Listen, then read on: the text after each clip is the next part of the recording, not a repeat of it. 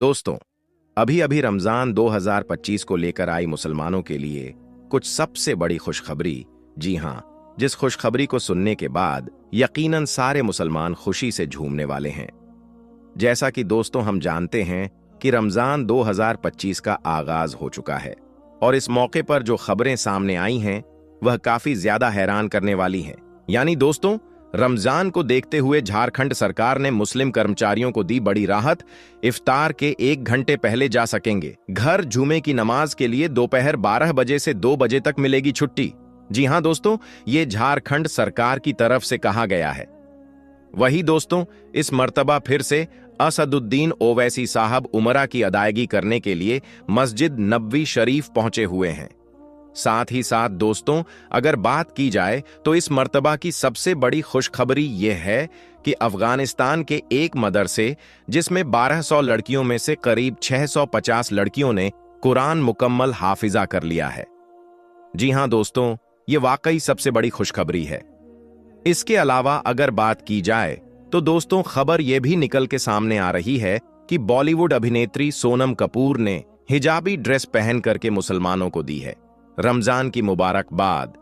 मेरे प्यारे दोस्तों, यहां तक तो बात समझ में आती है, लेकिन अगर आप सुनेंगे तो यकीनन हैरान हो जाएंगे कि केरल की कासरगाड मंदिर में इफ्तार की दावत हुई, धार्मिक सताव की पेश की गई मिसाल।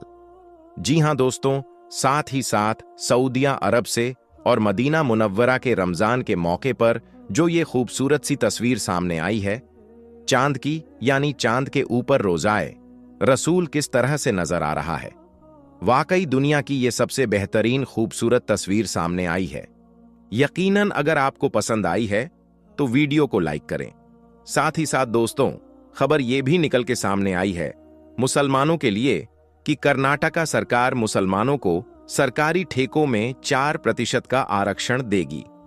वाकई दोस्तों, ये बहुत अच्छी खबर सामने आई है। इसके अलावा अगर बात की जाए तो यह भी एक खुशखबरी से कम नहीं है कि 1000 वर्षों में पहली बार, यानी 1000 सालों में पहली बार ब्रिटेन की शाही महल में हुआ था इफ्तारी पार्टी का आयोजन।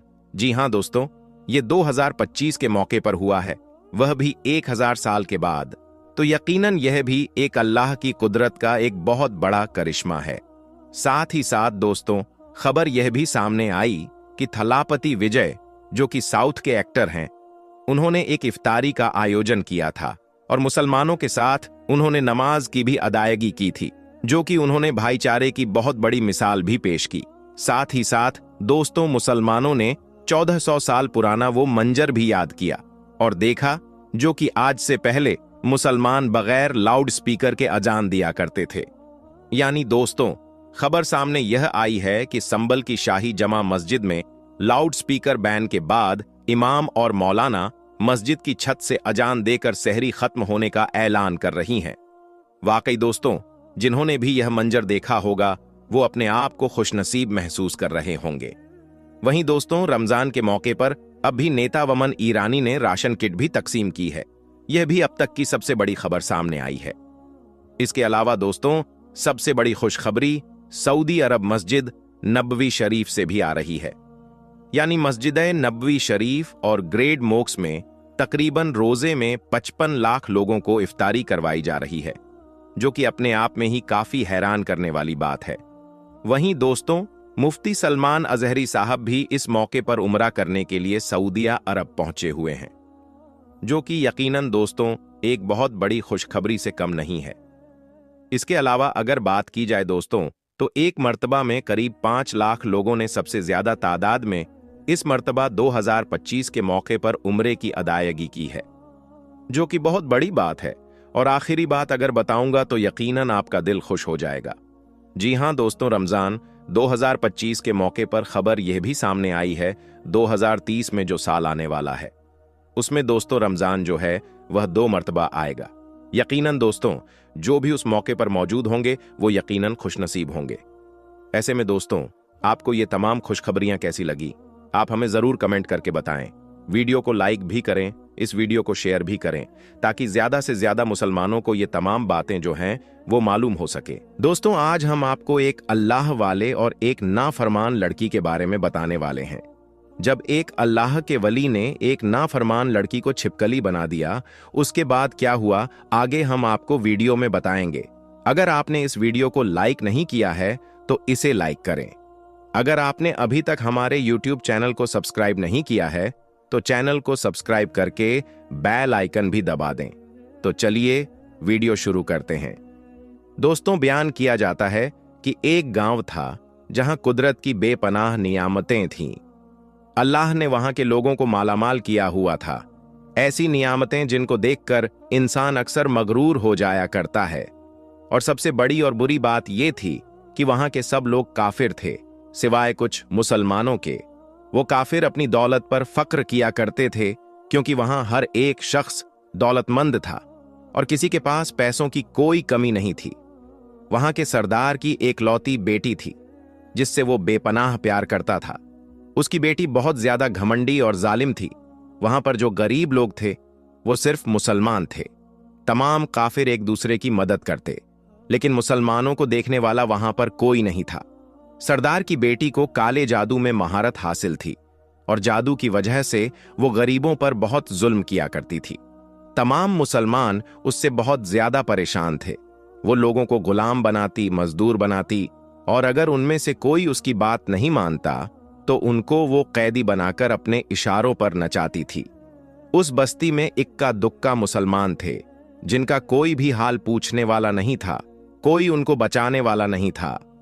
जब उस सरदार की बेटी का जुल्म हद से ज्यादा बढ़ गया तो मुसलमानों में से एक बूढ़े शख्स ने अल्लाह के हुजूर गिड़गिड़ाकर ये दुआ मांगी कि या अल्लाह, हमारी नस्लें जो चंद एक यहां बची है उन नस्लों को तू बचा ले। इस सरदार की बेटी ने हमारा जीना दुश्वार कर दिया है। यहां कोई भी इंसान हमारा हाल नहीं पूछता। हमारे पास ना दौलत है, ना जिस्मानी ताकत है। या अल्लाह, हमारे लिए कोई ऐसा बंदा भेज दे जो ना सिर्फ ताकतवर हो बल्कि वो इस जादूगरनी को यानी सरदार की बेटी को भी हरा दे। अल्लाह ने उस बूढ़े शख्स की दुआ सुन ली और यूं उस जगह पर एक अल्लाह वाले को भेज दिया। और वो अल्लाह वाले ऐसे ही उस बस्ती में दाखिल ना हुए, बल्कि एक दिन कुछ अजीब वाकया हुआ। उन काफिरों का सरदार जंगल में सैर करने के लिए निकला। बड़ी शान से चलता हुआ वो सफर कर रहा था। अचानक एक जहरीला सांप उसके सामने आ गया और उसको डस लिया, और फिर वो बेहोश होकर वहीं जमीन पर गिर पड़ा। उसके जो गुलाम थे उन्होंने जब अपने सरदार की ये हालत देखी कि एक जहरीला सांप काट कर जा रहा है तो फौरन उसे घर पहुंचाया गया।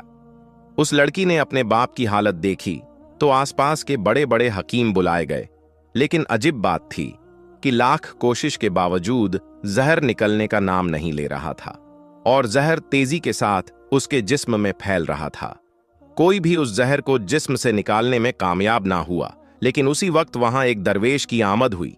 एक अल्लाह वाले वहां आ गए। उन्हें तो अल्लाह ने इसी मकसद के लिए भेजा था।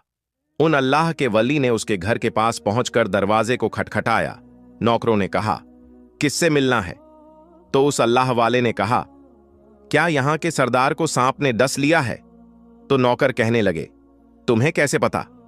तुम तो हमें अजनबी लगते हो और हमने तुम्हें आज तक यहां नहीं देखा। उसने कहा, मैं मुसाफिर हूं और मुझे खबर मिली है कि यहां के सरदार को एक जहरीले सांप ने डस लिया है और कोई भी उनका इलाज नहीं कर पा रहा है। नौकर ने कहा, तुम कौन हो? तो अल्लाह वाले ने कहा, मैं हकीम हूं और मैं उनका इलाज करने आया हूं। वो नौकर अल्लाह वाले की हालत देखकर हंसने लगे, क्योंकि आपने फटे पुराने कपड़े पहने हुए थे और देखने में गरीब लग रहे थे। वो नौकर कहने लगे, तुम इतने बड़े सरदार का इलाज करोगे? अरे यहां आसपास के बड़े बड़े हकीम बुलाए गए हैं। पैसों की कोई कमी नहीं है हमारे सरदार के पास, और तुम जैसे गरीबों से वो अपना इलाज नहीं करवाएंगे।